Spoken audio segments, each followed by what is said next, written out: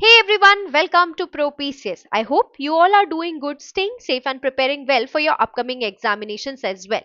तो एक बार फिर आप सभी का स्वागत है प्रो पीसीएस के इस नए वीडियो में और आज के इस वीडियो से हम शुरू करने जा रहे हैं MPPSC FSO food safety officer 1000 question series और ये है उस सीरीज का पार्ट 1 जहां पर हम डिस्कस करेंगे लगभग 32 क्वेश्चंस जो कि ऑल ओवर इंडिया में जो एफएसओ एग्जामिनेशंस होते हैं उनसे पूछे गए पीवाईक्यूज हैं। ओके तो ये आपके प्रिपरेशन में बहुत हेल्पफुल होंगे। आपको समझ आएगा कि जो एग्जाम है उसमें किस टाइप के क्वेश्चंस हैं वो जो पूछे जाते हैं, क्वेश्चन का जो पैटर्न है वो क्या रहता है, तो वो हम डिस्कस करेंगे इस पर्टिकुलर सीरीज में, राइट। तो हम पूरे 1000 क्वेश्चंस कंप्लीट करेंगे पीवाईक्यूज से, एग्जाम पैटर्न से, और कोशिश ये भी रहेगी कि आपको पार्ट बाय पार्ट या as per the syllabus unit wise भी हम क्वेश्चन कराने की कोशिश करें। ओके ऑलराइट, तो ये पार्ट 1 है एमपीपीएससी एफएसओ 1000 क्वेश्चन सीरीज का। जैसा कि आप जानते हैं अभी कुछ दिन पहले ही एमपीपीएससी ने इसका नोटिफिकेशन रिलीज किया था, सिलेबस रिलीज किया था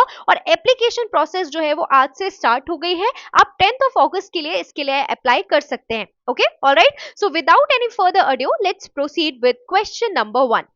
question number 1 says full form of ADI is. तो मैं एक और डिस्क्लेमर आप सभी को यहां पर देना चाहती हूँ कि ऑल ओवर इंडिया जो एफएसओ यानी फूड सेफ्टी ऑफिसर के एग्जामिनेशंस होते हैं उन सभी एग्जाम्स को ध्यान में रखते हुए और उनके पीवाईक्यूज लेते हुए इस सीरीज को डेवलप किया गया है। ओके ऑलराइट, तो याद रखिए कि हो सकता है आपको समझ में आए कि ये जो क्वेश्चन है स्पेसिफिकली किस यूनिट से एमपीपीएससी एफएसओ जो अभी नोटिफिकेशन आया या जो अपडेटेड सिलेबस है 2025 का किस पर्टिकुलर यूनिट से, आप समझ हो सकता है आपको कंफ्यूजन हो या आप समझ ना पाए, बट ये जो क्वेश्चन है ये ऑल ओवर इंडिया से में हुए जो एफएसओ एग्जाम्स है उनसे क्यूरेट किए गए हैं, राइट, उनसे अलाइन करते हुए हैं। तो ये आपके सिलेबस का हिस्सा है, ये बात ध्यान रखिएगा। Okay alright, so the very first question is what is full form of ADI. Okay question है एडीआई का फुल फॉर्म क्या होता है। Okay alright, so when we talk about ADI we have four options here: acceptable daily intake, altered daily intake, acceptable diet intake, or none of these. So what do you think? What is going to be the correct answer over here? Okay, all right. So the correct answer for this particular question will be acceptable daily intake. Okay, that is ADI. Acceptable daily intake. That is option number 1 will be the correct answer for this particular question. Okay, let us try to understand that what is ADI. Okay हमको समझना भी जरूरी है कि ADI क्या है, क्योंकि हो सकता है आपके एग्जाम में इससे रिलेटेड क्वेश्चन पूछ लिया जाए। जरूरी नहीं है यही क्वेश्चन आएगा, राइट, बट इससे रिलेटेड क्वेश्चन आने के चांसेस बहुत ज्यादा है, right. So what is ADI? ADI is the maximum quantity maximum quantity of a chemical. Okay, now what sort of chemical? That is also very important for us to understand, like food or the pesticide residue. This is just an example. Okay, types of chemical I'm talking about, right? So food or the chemicals that get into your body as pesticide residues. Okay, all right, or any other food additives. Let me write it over here: food additives or the pesticide residues. These are the chemicals, right? So what is ADI? The maximum quantity of a chemical which can be a food additive or a pesticide residue जो आपके body में through your food आ जाता है, right, उसका जो maximum quantity है that can be ingested daily. Okay, that can be maximum quantity of a chemical which can be this, okay, that can be consumed, that can be consumed, that can be consumed daily over a lifetime, over a lifetime, without posing, without posing, without posing a significant a significant health risk. Okay तो इसको थोड़ा सा समझने की कोशिश करते हैं हम। एडीआई क्या होता है इसको समझते हैं, ठीक है। पहले तो अगर हम फॉर्मल डेफिनेशन के बारे में बात करें तो एडीआई क्या है, the maximum amount of a chemical, जो कि कोई भी फूड एडिटिव हो सकता है या पेस्टिसाइड का रेसिड्यू हो सकता है या कोई भी दूसरा केमिकल, राइट, जो कि फेटल ना हो, ठीक है। तो मैक्सिमम अमाउंट आप कितना कंज्यूम कर सकते हो daily over a life time, कि आप उसे daily over a life time consume कर रहे हो बट उससे आपको कोई सिग्निफिकेंट हेल्थ रिस्क नहीं देखने के लिए मिल रहा है, वो है आपका ADI, that is acceptable daily intake. Are we very very clear about this, right? Maximum quantity of a chemical which can be your food or your pesticide residue or additive or be it any nutrient as well, तो आप कितना maximum quantity daily consume कर सकते हो for a lifetime कि उससे आपकी health पे कोई सिग्निफिकेंट इफेक्ट ना पड़े, that is what ADI is about. Okay okay, so here the full form will be acceptable daily intake. Okay alright, so I hope हमें ये चीज यहाँ पर समझ आ गई होगी, राइट। नाउ ये जो एडीआई है इसको स्टैब्लिश कौन करता है ये भी जानना हमारे लिए बहुत ज्यादा जरूरी है, राइट। सो अगर हम बात करते हैं रेगुलेटरी बॉडीज की, जैसे कि world health organisation WHO, okay, और द FAO, ओके ऑलराइट, तो ये रेगुलेटिंग अथॉरिटीज जो है वो आपका एडीआई जो है वो डिसाइड करती हैं फॉर वेरियस कंपोनेंट्स, ठीक है। जैसे फूड एडिटिव्स का कितना अमाउंट जाना चाहिए, एक पर्टिकुलर न्यूट्रिएंट का कितना अमाउंट कंज्यूम आप कर सकते हैं, ये डिसाइड कौन करेगा, the regulatory authority like WHO and FAO। I believe we are very very clear with this particular question. Okay alright, so let's proceed further with the next question. All right, so I believe यहाँ तक की जो चीजें हैं वो आपको clear होंगी। So let us move to the next question. What is the full form of NOEL? Okay, now what do you think? What is going to be the correct answer over here? Option 1 is negative observable effect level. Option number 2, no observable effect level. Option number 3, no observable efficiency level. And option number 4, none of these. So what do you think? What is going to be the answer for this question? Okay, all right. So the correct answer for this particular question will be no observable effect level. Okay alright, तो देखिए अगर हम यहाँ पे options को भी देखते हैं तो लगभग ऑप्शंस जो हैं वो ऑलमोस्ट सेम है, राइट ऑलराइट, लगभग सेम है। ऑब्जर्वेबल इफेक्ट लेवल अगर आप देखें तो फर्स्ट 2 ऑप्शंस में है, ऑलराइट।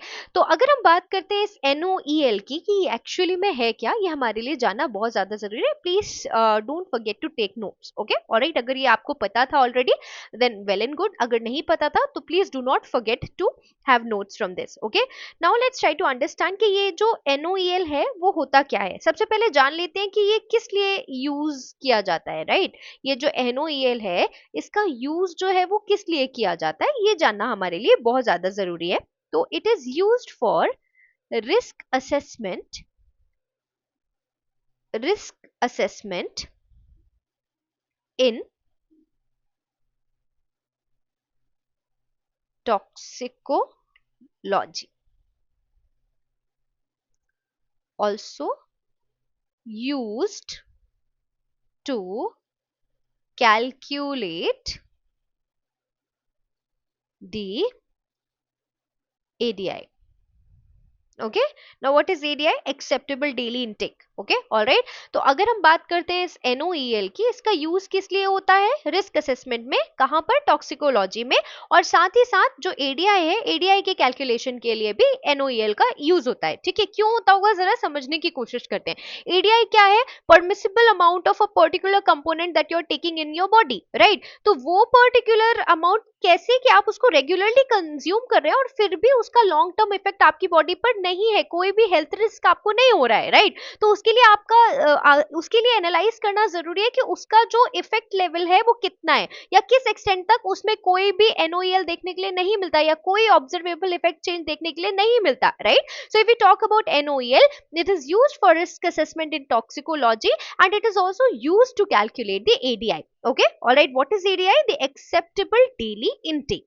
तो आई होप ये बात आपको समझ में आई होगी, राइट। अब जानने की कोशिश करते हैं कि ये जो NOEL है ये होता क्या है। Okay so it is actually the highest exposure level, the highest exposure level at which there is no statistically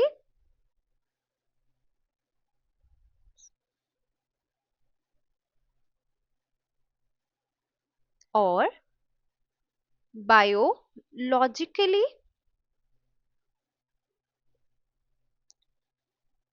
significant increase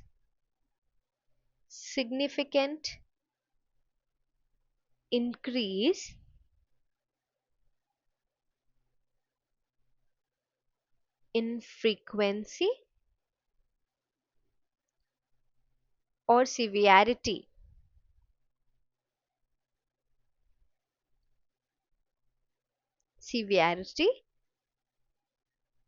of any adverse effect. Okay तो यहाँ पे ये कुछ पॉइंट्स जो हैं वो हमको समझने बहुत ज्यादा जरूरी है कि ये बेसिकली है क्या, ठीक है। तो अगर हम बात करते हैं NOEL की, that is no observable effect level, ये क्या है? ये हाईएस्ट एक्सपोजर लेवल है जिस लेवल पर जाके भी बायोलॉजिकली या स्टैटिस्टिकली, यानी डेटा, अगर आप न्यूमेरिकल डेटा भी देखें या बायोलॉजिकली भी देखें, तो कोई भी सिग्निफिकेंट इंक्रीज नहीं होगा किसमें? एडवर्स इफेक्ट पे, जो एक पर्टिकुलर कंपोनेंट की वजह से पड़ सकता है। आपको समझ आया क्या है maximum level, maximum exposure? For instance मैं आपको एक एग्जांपल से इसे समझाने की कोशिश करती हूँ। आप कंपोनेंट ए कंज्यूम कर रहे हो, ठीक है, आप क्या कर रहे हो, आपका डेली इंटेक है कंपोनेंट ए का, ठीक है। तो आप फॉर इंस्टेंस कंपोनेंट ए का आप पहले 10 यूनिट्स कंजम्पशन कर रहे हो, ठीक है। उसके बाद आपने 20 यूनिट कंजम्पशन करना शुरू कर दिया, उसके बाद 50 यूनिट्स आपने उसका कंजम्पशन करना है जो वो शुरू कर दिया, ठीक है। तो ऐसा देखा गया कि जब तक आप उसे 20 यूनिट तक कंज्यूम कर रहे थे तो कोई भी एडवर्स इफेक्ट या सिवियरिटी देखने के लिए नहीं मिली, ठीक है, ऑलराइट। बट जैसे ही आपने इस लेवल के ऊपर, आप 20 के ऊपर गए, ठीक है, ऑलराइट, तो आपके जो एडवर्स इफेक्ट है या तो वो और ज्यादा सीवियर होने लगे या उनमें एक इंक्रीज देखने के लिए मिलने लगा। Okay, alright. तो यहाँ का NOEL क्या हो जाएगा? ये 20 यूनिट, मतलब अगर आप 20 यूनिट तक कंज्यूम करोगे तो ये एक्चुअली में एक हाईएस्ट एक्सपोजर लेवल है कि यहाँ तक अगर आप कंज्यूम करोगे तो कोई भी सिवियरिटी या एडवर्स इफेक्ट देखने के, कोई भी एडवर्स इफेक्ट में सिवियरिटी या उसका जो फ्रीक्वेंसी है वो इंक्रीज होता हुआ नहीं दिखाई देगा। I believe we are clear on this part, ठीक है। आई होप आपको ये समझ आया हो। और ये एक बहुत मेजर क्वेश्चन है जो ऑल इंडिया लेवल पर FSO एग्जाम्स में पूछा गया है, ठीक है। तो हम आगे बढ़ते हैं और देखते हैं question number 3। The term used for addition of nutrients to food that were not originally present. Okay, ये क्वेश्चन कई सारे एग्जाम्स में अलग अलग तरीके से पूछा गया क्वेश्चन है, ठीक है, ऑलराइट। तो सबसे पहले अगर हम बात करते हैं इस क्वेश्चन की, the term that is used for addition of nutrients to food that were not originally present in it, मतलब एक ऐसी टर्म जो किसको डिफाइन करती है कि आप न्यूट्रिएंट्स को ऐड कर रहे हो, लेकिन कौन से न्यूट्रिएंट्स को फूड में ऐड कर रहे हो जो न्यूट्रिएंट्स उस पर्टिकुलर फूड आर्टिकल में पहले से प्रेजेंट नहीं थे। तो ये जो प्रोसेस, इसको क्या कहते हैं? So that particular process is called as food fortification. इस प्रोसेस को हम कहते हैं क्या है? Food fortification. ओके, सो सीधे से आप समझ सकते हैं कि क्या है जो फूड फोर्टिफिकेशन है। It is actually the process of addition of nutrients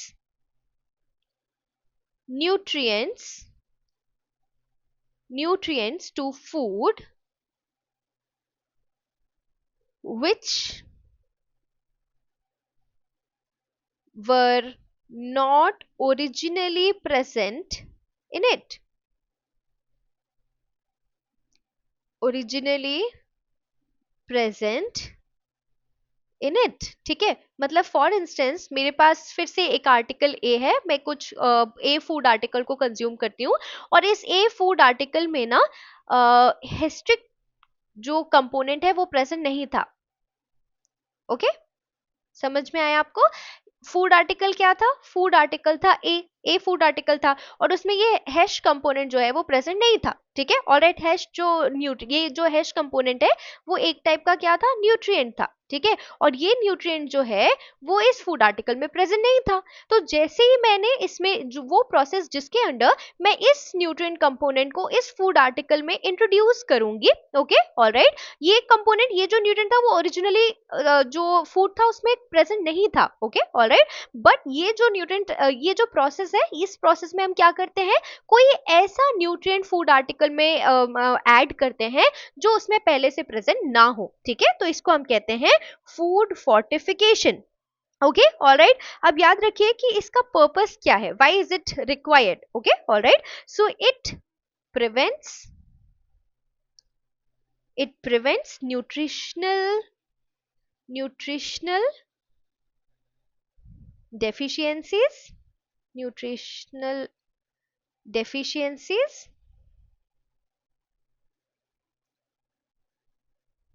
okay, or it corrects the nutritional deficiencies, corrects the nutritional deficiencies। इसका क्या मतलब हुआ कि या तो ये जो न्यूट्रिशनल डेफिशिएंसीज है उनको प्रिवेंट करता है, ओके ऑलराइट, या तो उनको करेक्ट करता है। प्लीज समझने की कोशिश कीजिएगा, फूड फोर्टिफिकेशन से आप जो न्यूट्रिशनल डेफिशिएंसीज है उनको प्रिवेंट भी कर सकते हैं एक फूड आर्टिकल में, या अगर कोई डेफिशिएंसीज प्रेजेंट है तो उनको आप करेक्ट करेक्ट जो है वो भी कर सकते हैं, ठीक है। जैसे कि अगर हमने राइस में क्या ऐड कर दिया, आयरन, ओके। अब मान लीजिए कि अगर आपने राइस एक फूड आर्टिकल था और फूड कंपोनेंट है, और इस फूड कंपोनेंट में आपने क्या ऐड कर दिया, आपने आयरन जो है उसको ऐड कर दिया, ठीक है। तो जैसे ही आपने ये किया तो ये एनीमिया, जो एनीमिक लोग हैं उनके लिए ये राइस जो है वो हेल्पफुल हो गया, वो लोग इसको फीड कर सकते हैं। आपको समझ आया? तो ये प्रोसेस क्या हो गई, ये प्रोसेस हो गई आपकी फूड फोर्टिफिकेशन। आई होप ये चीज आपको समझ आ गई हो, ठीक है। तो चलिए आगे बढ़ते हैं, दिस वाज क्वेश्चन नंबर 3। हम अब डिस्कस करेंगे question number 4, what is meant bye enrichment in grain products. ये थोड़ा सा सिंपल क्वेश्चन है, आई होप ये आपको समझ में आ रहा होगा, ठीक है। तो देखिए क्या है, अगर हम enrichment, what is meant bye enrichment in grain products, grain products में जो एनरिचमेंट है उसे आप क्या समझते हैं, replacement of lost vitamin and minerals, adding all minerals, removal of vitamin and minerals, और एडिंग ऑल विटामिन। क्या क्या इसका आंसर हो सकता है, आपको क्या लगता है कि ये जो फोर्थ क्वेश्चन है हमारा, इसका आंसर क्या हो सकता है? So please try to understand, replacement of lost vitamins and minerals is done in enrichment in grain products, ठीक है। कि अगर कोई विटामिन और मिनरल जो है वो नहीं है आपके ग्रेन प्रोडक्ट में, तो उनका रिप्लेसमेंट किया जाना, इसको कहते हैं हम enrichment. Please try and understand कि जो पर्टिकुलर न्यूट्रिएंट आपके फूड आर्टिकल में प्रेजेंट नहीं है उसको ऐड किया जाना is fortification of food, okay alright. यहाँ पे क्या क्वेश्चन कह रहा है, एनरिचमेंट इन ग्रेन प्रोडक्ट्स, ठीक है।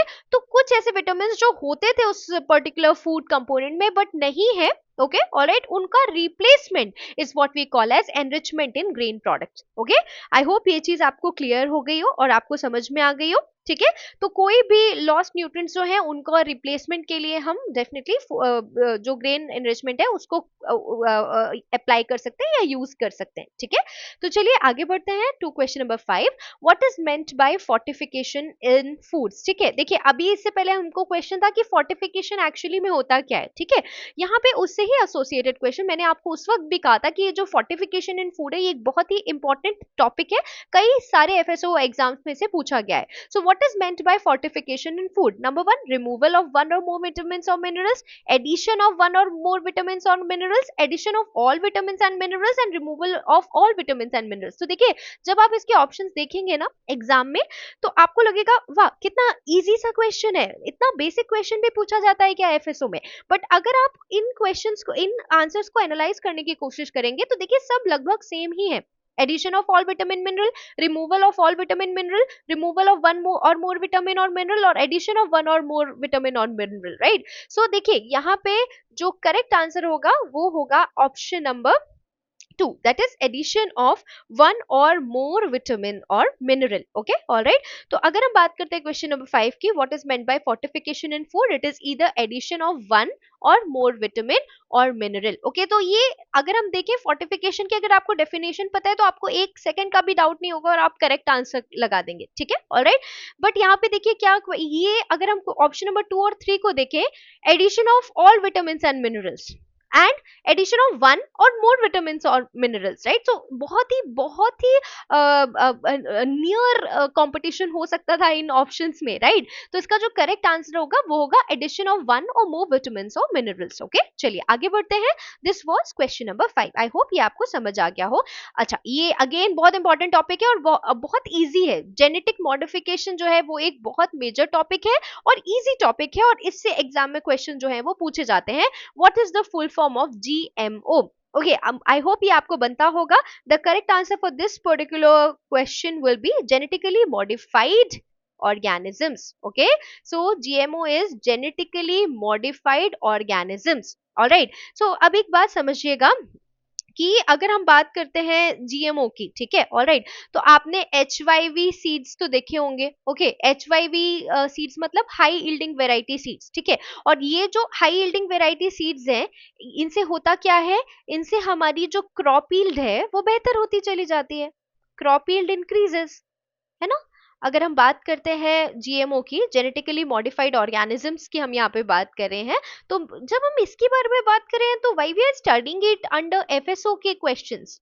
ठीक है, क्योंकि याद रखिए कि जो हाई यील्डिंग वेराइटी सीड्स होते हैं, जो ओवरऑल क्रॉप यील्ड और क्रॉप प्रोडक्शन को इंक्रीज करते हैं, या मान लीजिए कि अभी हमने बात की कि हम आयरन को राइस में इंट्रोड्यूस कर देंगे, तो आप वो करेंगे कैसे, जेनेटिक मॉडिफिकेशन से ही करेंगे, राइट. तो ये टॉपिक एक बहुत इंपॉर्टेंट एस्पेक्ट है फोर्टिफिकेशन का. Okay, alright. सो अगर हम HYV सीड्स की बात करते हैं तो क्रॉप यील्ड इंक्रीज करते हैं, बट ये बनते कैसे हैं, बाय जेनेटिक मॉडिफिकेशन. ओके, तो अगर हम बात करते हैं इस जेनेटिक मॉडिफिकेशन का पर्पस क्या है, अगर हम FSO के एस्पेक्ट से देखें तो आपको पर्पस पता होना चाहिए कि ये क्या करता है. सबसे पहले तो it increases the yield, number 1 ये पता होना चाहिए. Okay, it increases resistance. ठीक है, सबसे पहली बात तो यील्ड को इंक्रीज करता है, नंबर 2 रेजिस्टेंस को इंक्रीज करता है, and it also increases the nutritional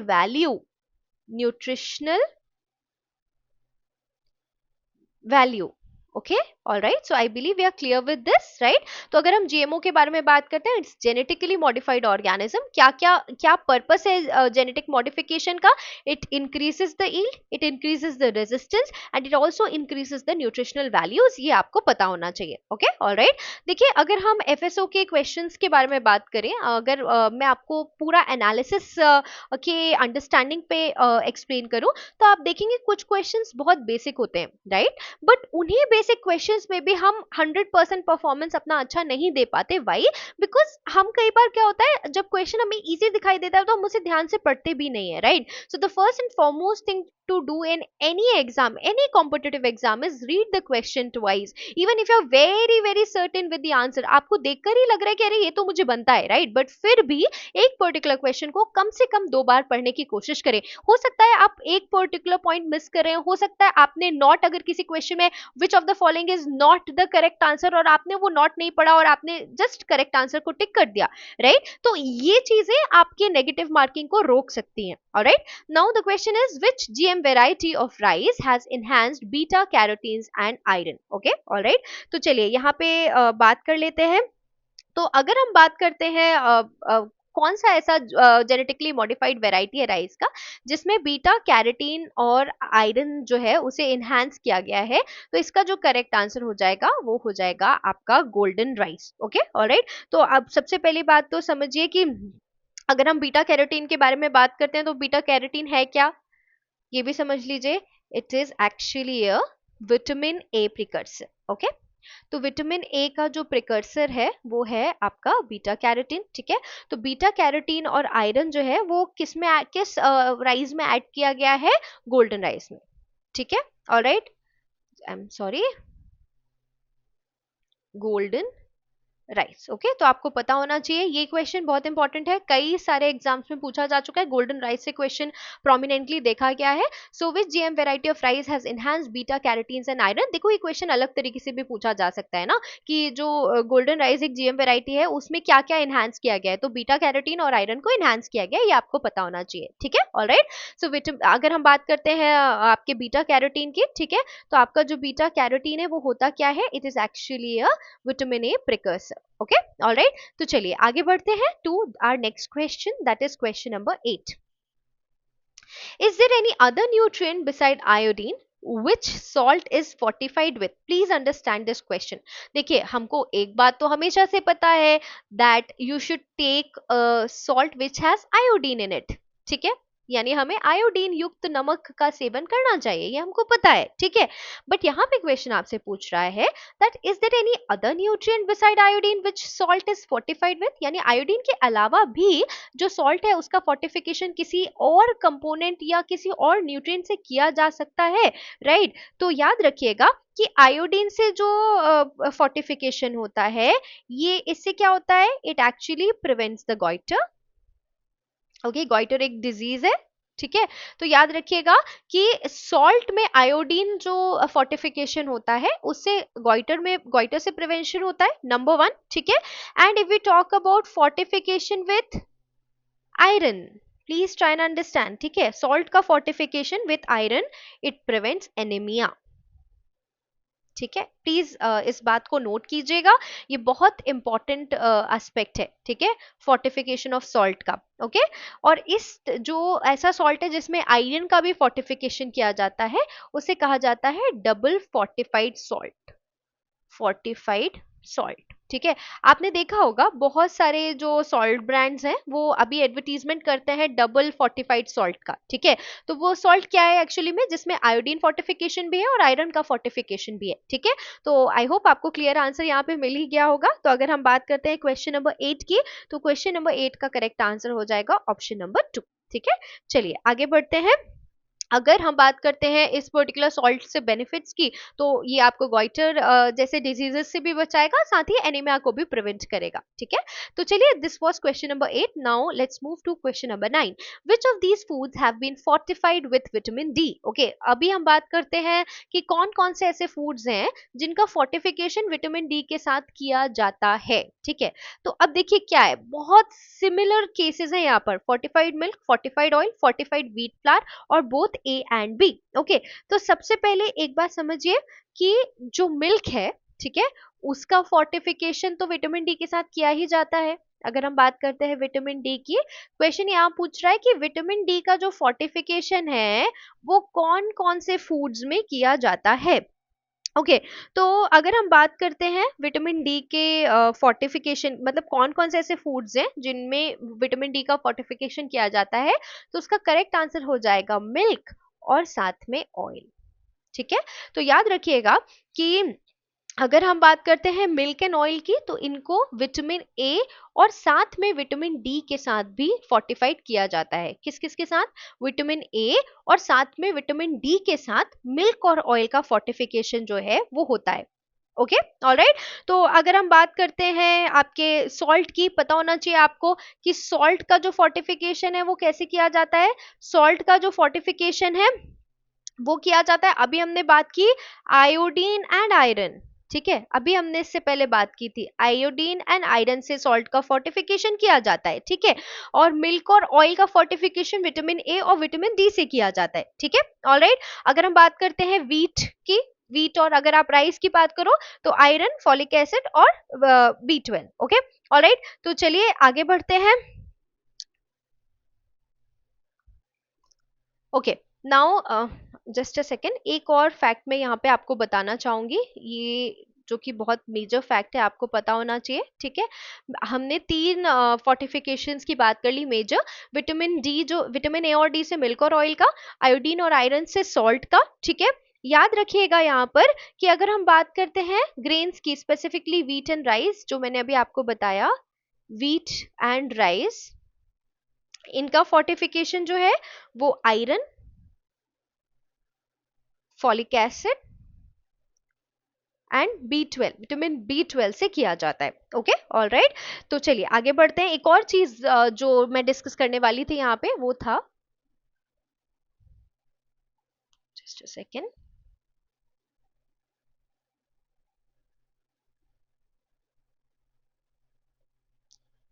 okay, all right. तो अगर आपने कभी किसी डेंटिस्ट को विजिट किया होगा, ठीक है, बहुत सारे प्रोसीजर्स जो होते हैं उसमें फ्लोरिडेटेड वाटर जो है उसे यूज किया जाता है, ठीक है, ऑल राइट। तो याद रखिएगा, फ्लोरीन का फोर्टिफिकेशन, वाटर का फोर्टिफिकेशन फ्लोरीन के साथ मिलकर बनाता है फ्लोरिडेटेड वाटर। और याद रखिएगा कि ये जो फ्लोरिडेटेड वाटर होता है ये डेंटल हेल्थ के लिए बहुत इंपॉर्टेंट होता है, तो ये बात आपको यहाँ से याद रखनी है, ठीक है। चलिए आगे बढ़ते हैं with our question number 10। What is the best time to expose your body to the sun rays for producing vitamin D? देखिए, ये तो आपको पता है कि विटामिन डी जो है वो इंपॉर्टेंट होता है, ठीक है, ये बात हमको बहुत अच्छे से पता है। लेकिन यहाँ पे पूछा जा रहा है that what is the best time to expose your body to sun rays. कौन सा टाइम ऐसा है जो बेस्ट है आपकी बॉडी को प्रिवेंट करने के लिए, किससे? सन रेज से प्रिवेंट करने के लिए या प्रोटेक्ट करने के लिए। तो क्या लगता है आपको, क्या हो सकता है यहाँ पे correct answer? 10 to 1 p.m., 9 a.m. to 11 p.m., 11 to 1 p.m., or 7 a.m. to 12 p.m. What do you think? What can be the correct answer over here? What is the best time to expose your body to the sun rays for producing vitamin D? Okay, so the correct answer over here will be 11 a.m. to 1 p.m. Okay, अगर आप बात करते हैं the best time to expose your body to the sun rays for producing vitamin D, it is 11 a.m. to 1 p.m. I hope we are very clear with this.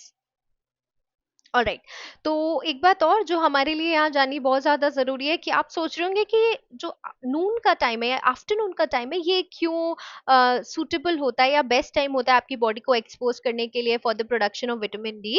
Because if we talk about the UV rays, okay, all right, so UVB rays जो होते हैं वो most effective होते हैं afternoon के time पे। Okay, so the UVB rays are most effective during this time, ठीक है, ऑलराइट। तो याद रखिएगा कि ये जो टाइमिंग है वो इसलिए अच्छा है या बेहतर है क्योंकि यूवीबी रेज जो होते हैं वो इस वक्त बहुत ज्यादा इफेक्टिव होते हैं, ठीक है। चलिए आगे बढ़ते हैं। What is double fortified salt fortified with? ये क्वेश्चन इजी है क्योंकि हमने अभी डिस्कस किया था। तो याद रखिएगा iron and iodine. I hope ये हमको क्लियर पता है, ठीक है, ऑलराइट। सो याद रखिए कि अगर हम बात करते हैं सॉल्ट की, सॉरी, अगर हम बात करते हैं डबल फोर्टिफाइड सॉल्ट की, तो वो आयरन और आयोडीन के साथ फोर्टिफाई किया जाता है। क्यों किया जाता है? ताकि आपको गॉइटर से भी प्रिवेंशन मिल सके और आपको एनीमिया से भी प्रिवेंशन मिल सके। ये हम ऑलरेडी डिस्कस कर चुके हैं। Okay, now what is fortification of food? ये बहुत ही इजी सा क्वेश्चन है बिकॉज ये हम ऑलरेडी डिस्कस कर चुके हैं, ठीक है, इससे पहले भी हमने बात की थी, ठीक है। तो अगर हम बात करें इस पर्टिकुलर क्वेश्चन की, तो देखिए क्वेश्चन वही है लेकिन आंसर्स में आपको थोड़ा सा ध्यान देने की जरूरत होगी, ठीक है।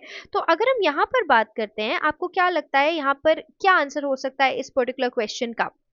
That what is fortification of food? Option number 1, option number 2, option number 3 और option number 4। What do you think about? Okay, so if we talk about this particular question, the correct answer will be option number 1, deliberately increasing the content of an essential micronutrient in the food. Okay, providing tablets, proper cooking, ensuring minimum amount of nutrients in food. Okay, that's not correct. So deliberately increasing the content of an essential micronutrient in the food will be the correct answer. ठीक है, चलिए आगे बढ़ते हैं। Which of the following products do you think are fortified in India? बताइए किस किस का fortification इंडिया में किया जाता है। तो देखिए अभी हम इसके बारे में बात कर चुके हैं, ठीक है, मैंने आपको बताया कि किस सॉल्ट का फोर्टिफिकेशन होता है, विटामिन ए डी से मिल्क एंड ऑयल का फोर्टिफिकेशन होता है, हम देख चुके हैं, ठीक है। व्हीट और राइस जो है उनका फोर्टिफिकेशन होता है आयरन फॉलिक एसिड से। तो क्या लगता है आपको क्या होगा यहाँ पे correct answer? It will be all of this. ये सभी को जो है फोर्टिफाई किया जाता है, अभी हमने यहाँ पे डिस्कस किया, ठीक है। आगे बढ़ते हैं। Which of these is an example of food fortification? Okay, इसमें से कौन सा फूड फोर्टिफिकेशन का एग्जाम्पल है? Adding iodine to common salt to prevent goiter, adding fluoride to water to prevent dental caries, or adding vitamins A and D to milk and oil, or all of these. So what do you think about this? क्या हो सकता है इसका correct answer? So definitely हम vitamin A और D को milk and oil में add करते हैं बोन्स के हेल्थ के लिए, आपके आई हेल्थ के लिए, राइट। फ्लोराइड को ऐड करते हैं, मैंने अभी अब बात भी की थी हमने फ्लोरिडेटेड वाटर की, डेंटल हेल्थ में यूज होता है। आयोडीन को कॉमन सॉल्ट में ऐड करते हैं, right. So all of them are the example of food fortification, ठीक है। चलिए, plus F logo stands for, please try to understand this question, this is very important and asked in some of the FSO exams also, ठीक है। सबसे पहले याद रखिए कि ये जो लोगो है ये FSSAI रिलीज करता है या इशू करता है, okay. So if you talk about this logo, it is issued by FSSAI, ठीक है। तो आपका जो प्लस एफ लोगो है या एफ प्लस लोगो है, ये कौन इशू करता है? FSSAI। और इसका करेक्ट आंसर क्या होगा, जरा जल्दी से मुझे बताइए, 1 2 3 और 4, what do you think about this? Yes, okay, so the correct answer to this particular question is food fortification, okay। अगर हम प्लस एफ के बारे में बात करते हैं तो प्लस एफ जो है वो फूड फोर्टिफिकेशन का साइन है, ओके, ऑलराइट। सो ये क्या, जो प्लस एफ है ये क्या सिग्निफाई करता है, इसका सिग्निफिकेंस क्या है? That the food is fortified according to the national standards। देखिए, फोर्टिफिकेशन एक प्रोसेस है, ये हमको पता है, ठीक है, लेकिन फोर्टिफिकेशन भी कंट्रोल्ड होना चाहिए, राइट। तो जो ये प्लस एफ का साइन है ना, ये सिग्निफाई करता है, या ये इसका सिग्निफिकेंस ये है, ये बताता है कि जो फूड है वो फोर्टिफाइड है as per the national standard, okay. और इसे इशू कौन करता है? FSSAI, ये आपको पता होना चाहिए, ठीक है। All right, so let's move to the next question, food fortification effects. अच्छा बताइए, क्या क्या इफेक्ट पड़ता है, इसको थोड़ा समझने की कोशिश करते हैं। Appearance of food, smell of the food, taste of the food, और no effect on organoleptic properties. सबसे पहले तो ये जान लीजिए कि ये ऑर्गेनोलेप्टिक प्रॉपर्टीज जो टर्म है ये क्या होता है, ठीक है। ऑलराइट, सो ऑर्गेनोलेप्टिक का मतलब होता है the properties which are perceived by the senses, ओके। परसीव्ड बाय द सेंसेस का मतलब क्या होता है? आपके सेंस ऑर्गन्स जिन प्रॉपर्टीज को, आपके जो सेंस ऑर्गन्स हैं वो जिन प्रॉपर्टीज को परसीव कर सकते हैं उन्हें कहते हैं ऑर्गेनोलेप्टिक प्रॉपर्टीज, जैसे कि टेस्ट, जैसे कि स्मेल, जैसे कि अपीयरेंस, राइट। तो ये सारी प्रॉपर्टीज जो है वो ऑर्गेनोलेप्टिक प्रॉपर्टीज हैं। तो फूड फोर्टिफिकेशन से क्या इफेक्ट होता है? तो याद रखिए कि इससे ऑर्गेनोलेप्टिक प्रॉपर्टीज पे कोई इफेक्ट देखने के लिए नहीं मिलता है। इसका मतलब ना ही अपीयरेंस पे इफेक्ट आएगा, ना ही स्मेल पे आएगा, ना ही टेस्ट पर आएगा। So there will be no effect on organoleptic properties. और ऑर्गेनोलेप्टिक प्रॉपर्टीज क्या होती हैं? वो प्रॉपर्टीज जो आपके सेंस ऑर्गन्स परसीव कर सकते हैं, जैसे कि अपीयरेंस या टेस्ट या smell, okay. So I hope ये चीज हमें क्लियर हो गई होगी। चलिए आगे बढ़ते हैं towards our next question, the disease caused in adults because of deficiency of vitamin D. देखिए, डेफिशिएंसी ऑफ न्यूट्रिएंट्स से बहुत सारे क्वेश्चंस कई एफएसओ एग्जाम्स में पूछे गए हैं, ठीक है। तो न्यूट्रिशनल डेफिशिएंसी एक बहुत इंपॉर्टेंट टॉपिक हो जाता है। न्यूट्रिशनल डेफिशिएंसी आपको बननी चाहिए, ठीक है, बहुत ही बेसिक चीज है। हो सकता है क्वेश्चंस कम आए, ओके, बट याद रखिए कि हर एक क्वेश्चन इस तरीके के कॉम्पिटिटिव एग्जाम्स में बहुत इंपॉर्टेंट हो जाते हैं। स्पेसिफिकली अगर हम 2025 का केस देखें तो सिर्फ 67 पोस्ट्स हैं, राइट। तो ये हर एक क्वेश्चन आपके लिए क्रूशियल है, ठीक है। तो न्यूट्रिशनल डेफिशिएंसी एक इंपॉर्टेंट एस्पेक्ट है। तो the disease caused in adults because of deficiency of vitamin D is, what is going to be the correct answer over here? क्या करेक्ट आंसर हो सकता है इस पर्टिकुलर क्वेश्चन का? Okay, so the correct answer to this question will be osteomalacia, okay. अभी देखिए, सबसे पहले समझिए कि ऑस्टियोमलेशिया जो है वो होता क्या है, ठीक है। So it is actually softening softening of bones in adults due to lack of vitamin D, ठीक है। यानी विटामिन डी की कमी से जो अडल्ट हैं उनकी बोन्स जो है वो सॉफ्टन हो जाती हैं, और इस पर्टिकुलर डिजीज को हम कहते हैं ऑस्टियोमलेशिया। ठीक है, इस पर्टिकुलर डिजीज में क्या होता है भाई? सबसे पहले तो बोन पेन होता है। ठीक है, बहुत ही कॉमन सा सिम्टम है ये। और साथ ही साथ में मसल वीकनेस आती है, मसल वीकनेस आती है। ठीक है, ऑलराइट। तो अगर हम बात करते हैं ऑस्टियोमलेशिया की, तो याद रखिएगा कि ऑस्टियोमलेशिया जो है वो विटामिन डी की डेफिशिएंसी के कारण अडल्ट्स में होता है। बोन पेन या मसल वीकनेस इसके कॉमन सिम्टम्स है। ओके, और किस न्यूट्रिशनल डेफिशिएंसी की वजह से होता है?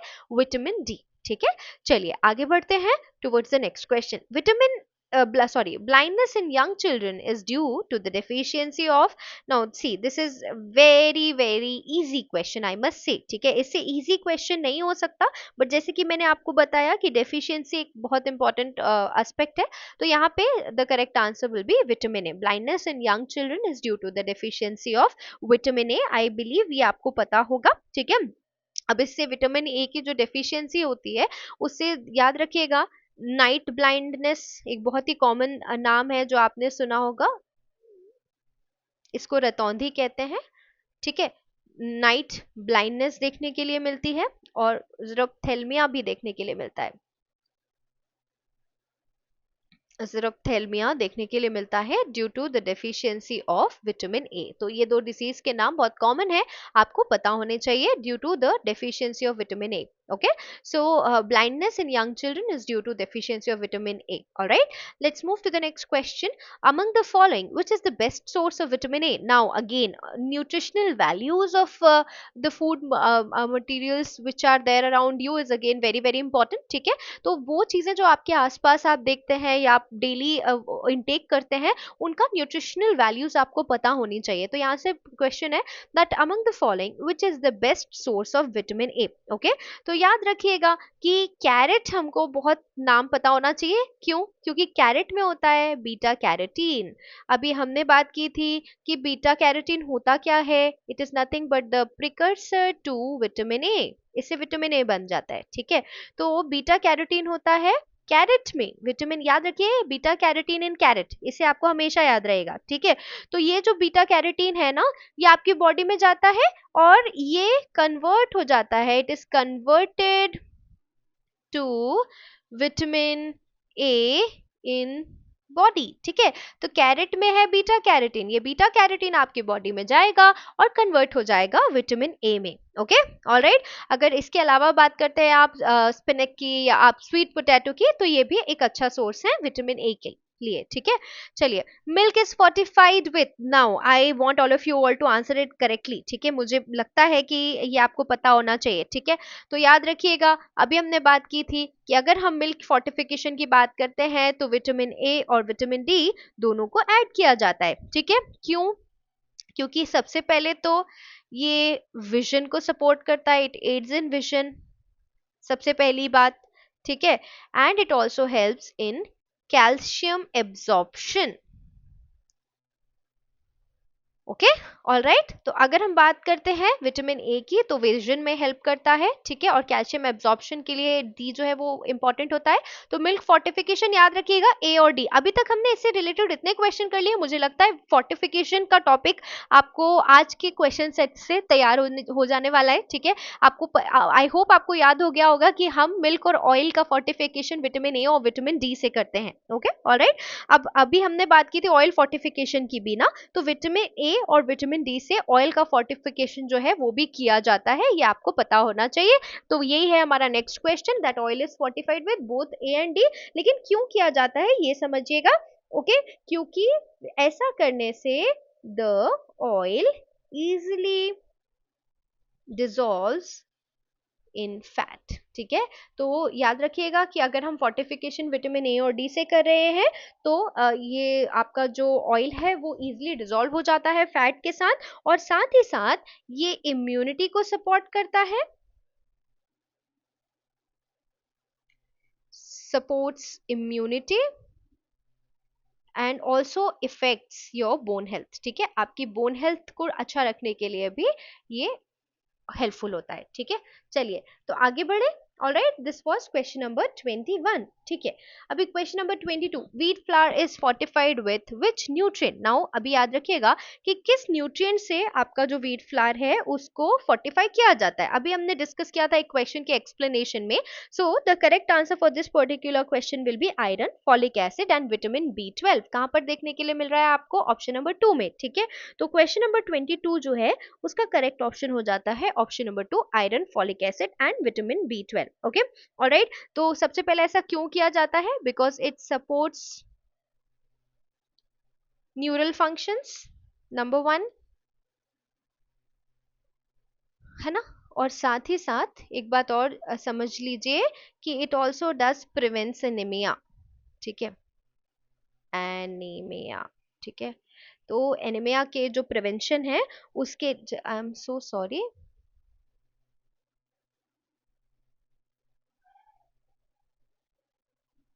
एनीमिया। ठीक है, तो एनीमिया को भी प्रिवेंट करता है और साथ साथ में जो न्यूरल फंक्शंस हैं उनको भी सपोर्ट करता है, याद रखिएगा।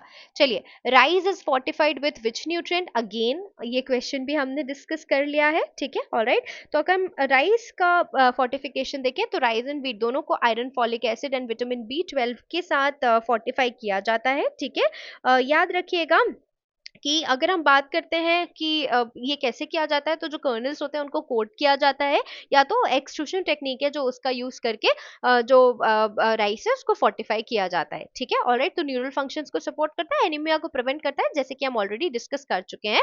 The term use for live bacteria found in yoghurt, ये तो मुझे लगता है आपको पता होना चाहिए, और इसका करेक्ट आंसर है प्रोबायोटिक्स। ओके, तो प्रोबायोटिक्स क्या है? The live microorganisms which are administered in adequate amount which confer a health benefit in your body, उसको आप कहते हैं प्रोबायोटिक। ठीक है, तो live bacteria that is found in your yogurt is nothing but probiotics। Okay, तो probiotic भी एक इंपॉर्टेंट एस्पेक्ट है। Now carotenoids serve as precursors to which vitamin, very similar question. ठीक है, देखिए एक ही प्रकार के क्वेश्चंस जो है अगर आप देखेंगे तो हमें पता है कि बीटा कैरोटीन जो है वो कैरेट में मिलता है और उससे बनता है विटामिन ए। ठीक है, ऑल राइट, तो यहाँ पे जो करेक्ट आंसर होगा वो हो जाएगा ऑप्शन नंबर 1। ठीक है, thiamine deficiency leads to which disease? सबसे पहले इस बात को समझने की कोशिश कीजिए। ठीक है, अभी याद रखिएगा कि थायमीन डेफिशिएंसी से जो डिजीज होता है वो होता है बेरी बेरी। ओके, ऑलराइट, अगर हम बात करते हैं थायमीन B1 की, याद रखिएगा विटामिन B1 की। ठीक है, तो याद रखिएगा कि ये एनर्जी मेटाबॉलिज्म में हेल्प करता है। किस में हेल्प करता है?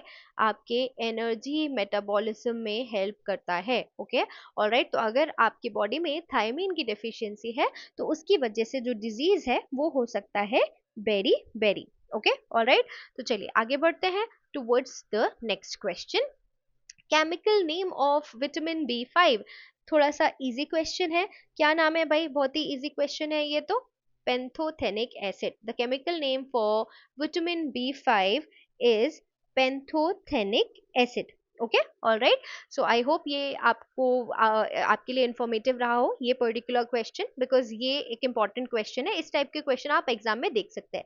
नाउ वाटर सॉल्युबल विटामिन, ये फिर से एक मजेदार क्वेश्चन, आपने कई बार इसे देखा होगा। ठीक है, तो अगर हम वाटर सॉल्युबल कॉम्प्लेक्सेस के बारे में बात करते हैं, ठीक है, तो याद रखिएगा कि इन विटामिन को आपकी बॉडी जो इनका एक्सेस रहता है उनको स्टोर नहीं करती। ठीक है, जब आप यूरिनेट करते हैं तो ये जो एक्सेस वाटर सॉल्युबल विटामिन हैं they get out of your body get rid of them. ठीक है, तो सबसे पहले यहाँ ध्यान से समझिए कि इस पर्टिकुलर क्वेश्चन का आंसर क्या होगा। आपसे पूछा जा रहा है वाटर सॉल्युबल जो विटामिन हैं वो कौन कौन से होते हैं। ठीक है, सो यहाँ जो करेक्ट आंसर होगा वो होगा vitamin B and vitamin C. Vitamin B and vitamin C are the water soluble vitamin. Okay, alright, तो चलिए आगे बढ़ते। मैंने आपको बताया कि एक्सेस जो होता है वाटर सॉल्युबल विटामिन का वो आपकी बॉडी स्टोर नहीं करती, when you urinate they get out of your body. ठीक है, चलिए बढ़ते हैं आगे अगले क्वेश्चन की तरफ। Which vitamin is called as phylloquinone? Now this is very very interesting question. So the correct answer is vitamin K. Okay, याद रखिएगा कि आपकी बॉडी में जो ब्लड क्लॉट्स बनते हैं, तो ब्लड क्लॉटिंग के लिए इंपॉर्टेंट कौन सा विटामिन है? ये है विटामिन के, और इसका नाम क्या है? फाइलोक्विनोन। ओके, ऑलराइट, तो अगर हम ब्लड क्लॉटिंग के बारे में बात करें या हम बात करें बोन मेटाबॉलिज्म की, तो उन सब के लिए जो एक इंपॉर्टेंट विटामिन है वो कौन सा है, आपका vitamin K. Alright, so phylloquinone is vitamin K. Okay, alright. So yeah, let's proceed to the next question. Main protein in egg white. Okay, see, we know that egg white has protein, right? But which protein is there, which is the main protein in the egg white? That is what the question is asking about, right? So remember that ये जो इस question का answer है ना, it actually makes 60 to 70% of egg white. Okay, all right. So it's 60 to 70% of egg white proteins, आपके जो egg white proteins है उसका 60 to 70% जो हिस्सा है वो होता है ovalbumin. Okay, all right. So ये आपके लिए बहुत इंपॉर्टेंट क्वेश्चन हो जाता है, ये एक मेजर क्वेश्चन है, आपको पता होना चाहिए. ठीक है, चलिए आगे बढ़ते हैं टुवर्ड्स द नेक्स्ट क्वेश्चन. एक बात और समझिए कि अगर हम ये ओवेल्ब्यूमिन के बारे में बात करें जो कि एग वाइट का 60 to 70% हिस्सा बनाता है, याद रखिएगा कि ये एक अच्छा मेजर प्रोटीन सोर्स है. ठीक है, it is a very good protein source. ठीक है, चलिए आगे बढ़ते हैं towards the next question. 1 gram of carbohydrate gives how much calorie. तो कैलोरी काउंट का क्वेश्चन बहुत बहुत ज्यादा इंपॉर्टेंट है, याद रखिएगा. 4 will be the correct answer to this particular question. ठीक है, अगर हम बात करते हैं 1 ग्राम ऑफ कार्बोहाइड्रेट की, तो याद रखिएगा that 1 gram of carbohydrate gives how much of calories, it is 4 calories. Okay, alright. So याद रखिए 1 gram is equal to 1 gram of carbohydrate. इसे आप नोट भी कर सकते हैं. 1 gram of carbohydrates is equals to 4 kilo calories. Okay, all right, so that will be the correct answer. चलिए आगे बढ़ते हैं. What is known as the sunshine vitamin? Okay, this is the easiest one of them all, right? So the sunshine vitamin is actually vitamin D. Okay, remember that जब आपकी body जो है, जब आप सन के टुवर्ड्स एक्सपोज्ड होते हो, alright, तो आपकी जो ये बॉडी, आपका जो स्किन है वो विटामिन डी प्रोड्यूस करता है, इसलिए इसे सनशाइन विटामिन भी कहा जाता है. ठीक है, याद रखिएगा कि सप्लीमेंट्स भी लोग बहुत ज्यादा लेते हैं विटामिन डी का, फोर्टिफाइड फूड्स में भी ये देखने के लिए मिलता है, इसीलिए ये हमारे लिए पढ़ना जरूरी है. So the sunshine vitamin is vitamin D. Okay, and that is about the first part of the 1000 question series. Okay, जैसे कि मैंने आपको बताया that we have started with the 1000 question series for MPPSC FSO exam. So this was the first part. Okay, ये class 1 थी उस 1000 question series की. We have tried to collate the data from all the FSO exams, all the previous FSO exams. I'm not only talking about MPPSC FSO, but जितने भी FSO exams हुए हैं इससे पहले, उन सभी पर बेस्ड क्वेश्चन और उनके PYQs को हमने इस पर्टिकुलर सीरीज में इंक्लूड करने की कोशिश की है. Okay, so your suggestions are welcome. अगर आपको ऐसा लगता है कि इस पर्टिकुलर क्वेश्चन टॉपिक पर अगला क्वेश्चन सीरीज होना चाहिए, so please post that in the comment box. ठीक है, अगर आपको किसी पर्टिकुलर क्वेश्चन में कोई भी एलिमेंट समझने में इशू हुआ हो या आपको समझ नहीं आया हो, please feel free to post it over the comment box so that it can be incorporated in the future videos. So thank you so much for watching this particular video. MPPSC FSO की preparation के लिए बने रहिए ProPCS के साथ, and do not forget to like, share and subscribe and post your feedback in the comment box. Thank you so much for watching.